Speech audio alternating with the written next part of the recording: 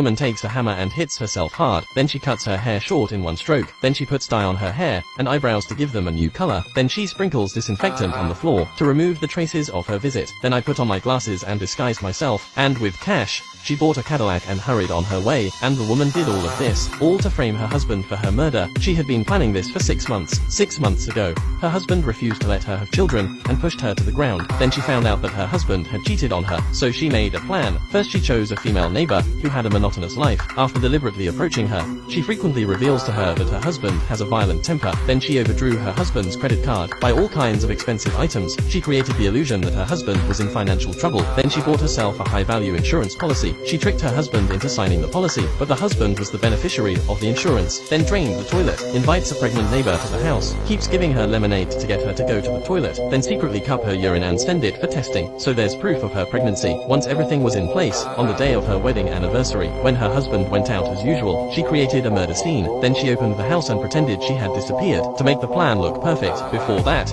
she kept a diary for a year, from the happy and sweet beginning of their relationship, to her husband's verbal abuse of her, domestic violence and her own inner fears. Then she put the diary in the oven and burned it just right, to create the illusion that her husband had destroyed the evidence. After all this, Amy deliberately leaves a trail for the police. Then she packs up the cash she's prepared. She drove 100 miles away, renting a house, waiting for her husband to be arrested for murder. On the other side, the husband finally realizes that his wife is setting him up, but he has no proof. And just then, his girlfriend comes to his sister's house looking for him. Nick is instantly shocked. His wife's disappearance has put him in the spotlight. If a journalist on the outside found out about his affair, it would certainly increase his suspicion, but she couldn't resist his girlfriend's enthusiasm, letting her stay overnight at her sister's house in secret. The girlfriend rushed out of the house in the morning, but the sister found out anyway. As a result, she became more suspicious of him. In order to establish a stable image of himself, Nick held a blessing for his wife that night. While he was giving a heartfelt speech, the female neighbor suddenly shouted from the crowd, "What did you do to your pregnant wife?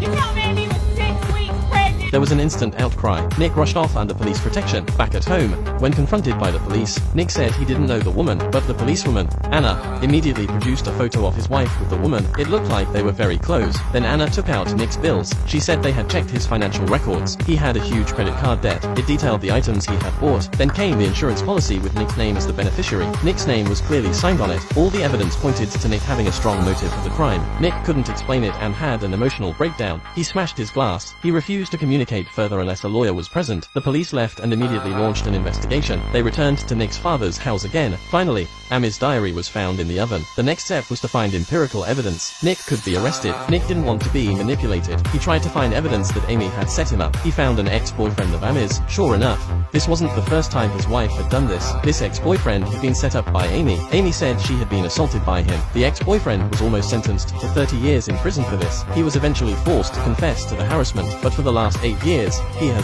he's been unable to get a job because of the conviction on his record. A handsome young man was tortured and turned into a vagrant because of the incident. And here Amy sits in her rented house, watching the media question and condemn Nick on TV and jumping for joy. She was happy to play golf. She sees the ball go in with a hole in one, but as she jumps up to celebrate, she accidentally drops her thick wallet. Amy scrambled to gather it up and stuff it into her clothes, but a neighbor had already seen it. Early the next morning, the neighbors rang his doorbell. The two men pinned Amy against the wall as soon as they could.